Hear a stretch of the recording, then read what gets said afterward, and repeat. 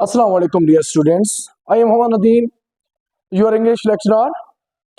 As you know that we have already discussed about various topics regarding grammar and also discussed the first prose of second year, the dying sun. Now we are going to discuss about the second prose, which is using scientific method. देखिए हमने पहले pros को पहले उसके हमने summary को discuss किया, point two point discuss किया, उसके बाद हमने क्वेश्चंस को डिस्कस किया। सेम कोशिश ये है कि आपको अच्छे से अच्छे तरीके से गाइड किया जाए ताकि आपका कोई भी कंसेप्ट रह ना जाए। आप अगर पेपर में बैठे होंगे, अगर आप इन वीडियोस को आप अच्छे तरीके से देख लेते हैं, आपके सामने जब क्वेश्चन आएगा तो आंसर आपके माइंड में खुद ब खुद आएगा कि इसका जवाब ये था। इस तरीके से इंशाल्लाह आपको बेहतर से बेहतर तरीके से गाइड करने की कोशिश करूंगा। आज का जो हमारे टॉपिक है साइंटिफिक मेथड, इसकी भी पहले हम क्या करेंगे, जिस समरी को डिस्कस कर रहे हैं, इसमें जो इंपॉर्टेंट पॉइंट्स हैं उसको डिस्कस कर रहे हैं। इसके बाद हम इसकी एक्सरसाइज को डिस्कस करेंगे ताकि जो चीजें आपको यहाँ पर हो सकता है कोई थोड़ी बहुत आपका रह जाती हैं, आपको कंसेप्ट नहीं आता, जैसे आप समझ लें आप खुद मुझसे क्वेश्चन कर रहे हैं, सेम बुक में भी क्वेश्चन होते हैं ना, तो वो भी ऐसा है कि स्टूडेंट की तरफ जो क्वेश्चन है उसको आंसर किया जा रहा है। तो आप जब उस क्वेश्चन आंसर सेशन को देखेंगे तो आपके सारे के सारे कंसेप्ट क्लियर हो जाएंगे। तो अब शुरू करते हैं हम आज का अपना ये लेक्चर। सबसे पहली बात यह है कि साइंटिफिक मेथड इस्तेमाल किया गया, उसमें चीजें हमने क्या डिस्कस करनी है, ऑल अबाउट साइंटिफिक मेथड। तमाम चीजें जो हम डिस्कस करेंगे वो होंगी साइंटिफिक मेथड की, यानी कि जब ये साइंटिफिक मेथड आया, इसके आने से पहले और आने के बाद क्या डिफरेंसेस हैं हमारी लाइफ में, हमारे एटीट्यूड्स में, हमारे रहन सहन में, हमारे यानी कि खुराक में, ये सारी चीजों को हम डिस्कस करेंगे। Life before and after scientific method, हमारा मेन ऑब्जेक्ट भी यही है इस चैप्टर का कि जब साइंटिफिक मेथड आया तो उससे पहले हम कौन सी जिंदगी जी रहे थे, और अब जब साइंटिफिक मेथड आ चुका है तो हम कौन सी जिंदगी जी रहे हैं, कितना डिफरेंस आया है दोनों लाइफ में, ये हम डिस्कस करेंगे। सबसे पहला पॉइंट इसका है बेटर कंट्रोल ऑफ डिजीजेस। क्या हुआ जी, सबसे पहली बात क्या है कि आने के बाद साइंटिफिक मेथड हमारा जो बीमारियों पर जो कंट्रोल है वो बेहतर हो गया। देखें, अगर 200 साल पहले की बात की जाए तो क्या होता था कि अगर 8 बच्चे पैदा होते थे तो उसमें से एक बच्चा बड़ी मुश्किल से अपनी पहली बर्थडे सेलिब्रेट कर पाता था, यानी कि 8 में से 7 बच्चे पहली बर्थडे से पहले ही उनकी डेथ हो जाती। लेकिन अब क्या है जी, 7 out of 8 child died. Strong, अगर एक बच्चा है वो बड़ा ही ताकतवर है, स्ट्रॉन्ग चाइल्ड है, और वो 6 साल तक बगैर किसी बीमारी के जिंदा रहा है, विदाउट एनी डिजीज, तो क्या होगा जी, 6 साल की जब एज को वो पहुंचता था ना, उस पर भी मुख्तलिफ बीमारियों का अटैक होता था, जिनमें है जी स्मॉल पॉक्स है, मीजल्स है, मलेरिया है, टाइफाइड है, यानी कि सारी बीमारियां। और उस वक्त के अगर हम टाइम को देखें तो उस वक्त में इन बीमारियों का कोई इलाज भी नहीं था, यानी कि बच्चे मर जाते थे, उनके पास कोई इलाज नहीं था।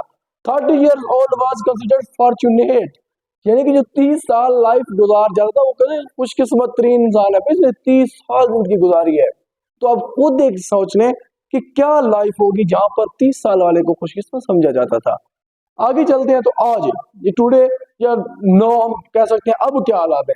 No treatment available for all diseases. देखिए, सबसे मूजी मर्ज है, कैंसर है, एड्स है, इनके भी इलाज मौजूद है।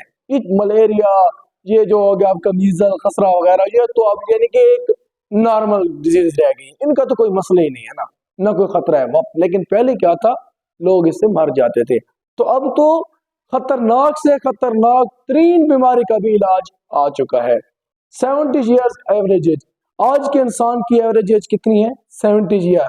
और यहाँ पर किसको कहा गया था ओल्ड एज में, 30 ईयर वाले को क्या कहते हैं, फॉर्चुनेट। समझ आइए आपको। तो अब 70 ईयर। उसके बाद कॉजेज एंड प्रिवेंशन। अब क्या होता है, देखिए डॉक्टर कहता है जी, डॉक्टर के पास आप जाते हैं जी, हाँ ये बीमार है, अब वो क्या कहेगा, उसका टेस्ट करवाएगा, टेस्ट किया क्या है उसमें पता चलेगा कॉजेज क्या है, वजूहात क्या है, देन इसकी प्रिवेंशन वो बताएगा, इस चीजों से परहेज करें, ये वाली मेडिसिन इस्तेमाल करें। तो मतलब क्या है कि अब सारी बीमारियां हमारे पास वो हालात नहीं रहे कि बंदा मर जाएगा, इलाज होना मुमकिन है। सेकंड है बेहतर सैनिटरी कंडीशन। अब हमारे पास जो सैनिटरी कंडीशंस हैं वो भी बेहतर हो गए हैं। वो कैसे होंगे, 100 years ago वर अनइमेजिनेबल। 100 साल पहले की बात करें ना तो ये जो हमारी सफाई के हालात थे, ये हमारी गलियां, ये हमारा सारा कुछ, तो वो गैर तस्वर आती है। हम सोचते हुए भी हैरान होते हैं, ऐसी जिंदगी भी लोगों ने गुजारी है। जैसे कि narrow unpaved street, poorly drain. Street कैसे थी? तंग गलियां थी, उसमें क्या थी? कच्ची गलियां, यानी कि पेव्ड नहीं थी बिल्कुल, और पुअरली ड्रेन। अब उनमें जो गंदगी का पानी, जो मर्जी पानी है, सारे का सारा गलियों में खड़ा हुआ है, कोई फायदा नहीं था, मतलब बीमारियां फैलने का खतरा ज्यादा थे। स्ट्रीट्स, अब एनिमल फीड अपॉन गार्बेज। अब जब लोग जानवरों को ना छोड़ देते थे, चले जी बाहर जा रहे हैं जानवर, अब जब बाहर जाते थे, आपको पता है गंदगी का सारा पानी गलियों में खड़ा है। उसके अलावा जी जो जितनी भी फसलें उग रही थी, घास उग रहा था, वो सारे का सारा क्या था? गंदगी के पानी पे उग रहा था। तो वो जब वो चीजें वो फीड करते थे, इन रिजल्ट वो जब हम उसका दूध इस्तेमाल करते, बच्चों को इस्तेमाल करते, वो क्या हो जाता था कि बच्चे बीमार पड़ना शुरू हो जाते थे, और ये जो सारी बीमारियां उनमें शुरू हो जाती थी। अब क्या है? Streets are paved. आपकी गलियां देखें, गलियां तो क्या, अब तो शहर शहर, गांव गांव में अब गलियां, रोड पक्के हो चुके हैं। उसके बाद क्या है? Proper place for garbage. अब एक कूड़े को फेंकने के लिए, गंदगी को फेंकने के लिए एक मुनासिब जगह का इंतजाम किया जाता है। उसके बाद है सफिशिएंट वाटर, यानी कि मुनासिब मिकदार में। अब देखिए ना, पहले वाला क्या था, लोग पता नहीं कितने किलोमीटर दूर जाते थे और वहां से बाल्टियों में पानी लेके आते थे, और उस पानी को बड़ी ही किफायतशारी से इस्तेमाल किया जाता था। यानी कि जिस तरह हम लोग जाते हैं जी, बिल्कुल बेतरेक इस्तेमाल करते हैं, ऐसा कोई यूज नहीं था। तो उस वक्त का ये हालात है कि वहां पर ऐसे ही पानी इस्तेमाल किया था। उसके बाद क्या है जी, आपका के सफिशिएंट, अब हमारे पास काफी मिकदार में पानी मौजूद है। उसके बाद पाइप लाइन्स। लॉस एंजलिस से इन्होंने क्या किया था, कोलोराडो रिवर से 544 किलोमीटर दूर तक कोलोराडो रिवर, तो उसने क्या किया, लॉस एंजलिस ने एक पाइप लाइन के जरिए से पानी को शहरों तक रसाई दी। अब आप खुद देखें, जब वो एक बंदे ने मतलब ये शुरू किया, तो कंसेप्ट दिया उसने कि पाइप लाइन से भी पानी अब शहरों में जाए। जहां पर पानी की सहूलत नहीं, वहां पे पाइप लाइन्स है, वहां पर पानी पहुंच जाता है, तो हमारे लिए कोई मसला नहीं रहा। थर्ड पॉइंट है मोर एंड बेटर फूड। अब मसला क्या था जी, हमें खुराक भी ज्यादा चाहिए और अच्छी खुराक चाहिए। पहले क्या था, how to produce variety of food, नहीं पता था लोगों को। भाई हम खुराक तो पैदा कर रहे हैं, लेकिन हम उसकी मुख्तलिफ वैरायटीज कैसे पैदा करें, ये चीजों को नहीं पता था। अभी आप देखें, वो गंदम तो पैदा करते थे एक ही वैरायटी। अब गंदम को देखें, लोग जब गंदम का बीज खरीदने के लिए जाते हैं, तो वैरायटी का नाम बताते हैं, फलां वैरायटी का चाहिए। तो वैरायटीज कहाँ से आई? ये आई है साइंस की बदौलत हमारे पास। ठीक है जी। 100 years ago people had not much variety of food. उनके पास खुराक में कोई इतनी ज्यादा चीजें नहीं थी। 100 साल पहले की बात है। वेजिटेबल ऑब्टेन ड्यूरिंग सीजन, यानी कि जो चीज एक मौसम के हिसाब से होती वही चीज मिलती थी। लेकिन अब देखें, अब मौसम नहीं होता उस सब्जी का, लेकिन वो चीज मौजूद होती है। हमने ऐसे ऐसे तरीके साइंस की मदद से इजाद कर लिए हैं कि खुराक उस मौसम की नहीं भी है तो हम उसी मौसम में उगाएंगे। और आप लोग अपने इर्द गिर्द काफी देख चुके होंगे कैसे ही मतलब लोग उगा रहे होते हैं। थ्रिफ्टी वाइब्स हैं, preserved food, canning and drying. कुफायतशार औरतें क्या होती थी, कैनिंग मतलब उनको डब्बों में बंद कर देना, उनको खुश्क करके अपनी जो खाना होता था, खाने पीने की चीजें उनको सेव करती थी। मीट बाय साल्टिंग, खुराक को मतलब गोश्त को कैसे करते थे। अब भी मतलब अगर देखें तो कहते हैं गोश्त को अगर आप नमक लगा दें तो गोश्त खराब नहीं होता। तो वो क्या करते कि साल्टिंग, गोश्त को नमक लगाकर सेव कर लेते थे। अब क्या है, we can obtain what we want. कहते हैं आज के दौर में ना, ये पुराना कंसेप्ट को छोड़ दें, ये क्या है, बस कोई लोग ऐसी जिंदगी गुजार रहे उनको पता ही नहीं था। लेकिन साइंस आई, साइंस ने कहा आप जो चीज मर्जी चाहे आप हासिल कर सकते हैं इससे। ठीक है, आपका उस चीज का मौसम है नहीं है, इसको आप छोड़ दें। लेकिन अगर आप कोई चीज ऑब्टेन करना चाह रहे हैं, आप बड़ी आसानी से उन चीजों को हासिल कर सकते हैं with the help of scientific method. यानी कि उसकी एक तरीका कार बताएगा साइंस कि ऐसे ऐसे करो, ये चीज आपको मुहैया हो जाएगी। फ्रीजिंग, अब हमारे पास क्या आ गया है, पहले तो वो कैनिंग में होती थी, ड्राइंग करते थे, अब हमारे पास फ्रीजर है, डीप फ्रीजर में रखो जी, चीज खराब नहीं होती। तो हमारे पास साइंस ने ये सारी सहूलतें मुयसर कर दी हैं। आखिरी हमारा पॉइंट है बेटर एटीट्यूड्स, कि हमारे रवैये कैसे इसने बेहतर किए। देखिए पहली बात क्या है, फीलिंग अबाउट आइडिया और इवेंट। हम जब किसी इवेंट के बारे में, आइडिया के बारे में सोचते थे, हम खुद से ही मतलब सोचते हैं ये जो है ना ऐसा हुआ होगा, ऐसा हुआ होगा। यानी कि हम खुद से अपने से शुरू कर देते हैं, अपने से दिमाग में बातें बनाना, उसकी कोई रीजन नहीं होती, सॉलिड फैक्ट नहीं होता, और हम अपना ही माइंड इस्तेमाल करके ऐसा ही हुआ होगा। यानी कि हमारी अपनी परसेप्शन होती हैं, हम जो खुद से बना लेते हैं। तो वो यही कहता है कि हमारी फीलिंग्स क्या आती हैं। चार prevent from bad luck uncomfortable without it. Second point ये ना कहता है कि तावीज जो है ना, ये आपको किस चीज से महफूज रखता है जी?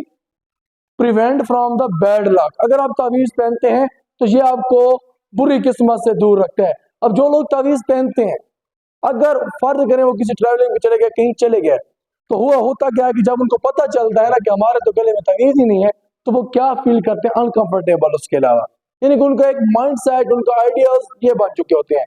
उसके बाद सुपरस्टिशन। देखिए, तोहम परस्ती पाई जाती है, साइंस है मुख्तलिफ। जैसा कि कहते हैं जी, कवा दीवार पर आके बैठे तो मेहमान आने वाला है, बिल्ली, काली बिल्ली रास्ता आपका काट गई तो क्या होगा जी? आप अपने वापस चले जाएं, आपके लिए कोई मुसीबत खड़ी हो सकती है। और अमेरिका के लोग नंबर 13 को अपना बैड लक समझते हैं। स्टिल अभी तक भी लोग समझते हैं, यानी कि अभी भी हम लोगों में तोहम परस्ती वाले मौजूद हैं। लेकिन साइंटिफिक मेथड ने बहुत सारे ऐसे लोगों का माइंड को चेंज किया है कि ऐसी चीजें एग्जिस्ट नहीं करती, क्योंकि नो फियर। अब के जो हालात है वो क्या है कि no fear from black cats. कोई बंदा भी काली बिल्लियों से नहीं डरता, आप लोग भी नहीं डरते, कोई भी नहीं डरता होगा, क्योंकि वो कहते हैं ठीक है जी, हम जहां जा रहे हैं हमें जाने जाना है। ये ऐसे सिर्फ बातें हैं। उसके अलावा क्या? Solid facts behind idea. हम कहते हैं कि जी हर आइडिया के पीछे कोई ना कोई रीजन होती है। लोग कहते हैं जी फलां का एक्सीडेंट हो गया। भाई एक्सीडेंट हुआ, क्यों हुआ? मतलब उसके पीछे कोई ना कोई तो रीजन है ना। अब ऐसे तो नहीं है कि बंदा घर बैठे एक्सीडेंट हो गया उसका। यानी कि अब बाइक को, खड़ी बाइक को तो नहीं है ना, दोनों बाइक से फार करें आप उनको खड़ा कर दें, अब खड़ी खड़ी तो वो नहीं लगेंगी, चलते हुए हुए है तो उसमें कोई ना कोई किसी ने, मतलब उसकी कमी हुई है, कहीं से कोई मसाइल पैदा हुए हैं, उनका एक्सीडेंट हो, यानी कि उसकी कोई ना कोई रीजन थी। उसके बाद क्या? Open mindness. हमारे दिमाग जो है अब ओपन माइंड हो चुके हैं, हम हर चीज के बारे में क्वेश्चन करते हैं। यानी कि हम ये नहीं करते कि किसी ने हमें कहा ये ऐसे है तो हम कहें बस ठीक है हमने मान लिया, जैसे कि पहले लोग मान लेते थे। हम करते हैं उसके बारे में क्वेश्चन कि नहीं, अगर ऐसे है तो कैसे, हमें जरा प्रूफ करके दें, इसके फैक्ट्स दें हमें। उसके बाद ट्रुथ नॉट अज्यूम। हम लोग सिर्फ फर्जी चीजों को नहीं देखते, हम कहते हैं सच्चाई पर पहुंचे, और सच्चाई पर हमें पहुंचने में मदद करती है साइंस। साइंस क्योंकि बेस करती है सॉलिड फैक्ट्स के ऊपर। तो ये जो है आपका साइंटिफिक मेथड, इसकी चार जो मेन आपके पॉइंट्स थे उसको मैंने आपके साथ डिस्कस किया है, जिसमें पॉइंट टू पॉइंट जो समरी है, अगर आप उसको तरतीब से सुनेंगे तो आपको क्वेश्चंस करने में बड़ी ही आसानी होगी। तो उम्मीद करता हूँ आज का ये लेक्चर आपको पसंद आया होगा। अगर फिर भी कहीं से कोई भी पॉइंट्स आपको समझ नहीं आता, नेक्स्ट लेक्चर जब मैं आपको क्वेश्चन सेशन करूंगा उसमें आप लोगों ने लाजमी उस लेक्चर को देखना है, ताकि अगर इसमें कहीं को कमी आपकी रह गई है तो उसमें पूरी हो जाए, क्योंकि उसमें भी मैं आपको डिटेल से सारा कुछ समझाऊंगा। तो आज के लिए इतना ही काफी है। मिलते हैं इंशाल्लाह अगले लेक्चर के साथ, तब तक के लिए अल्लाह हाफिज।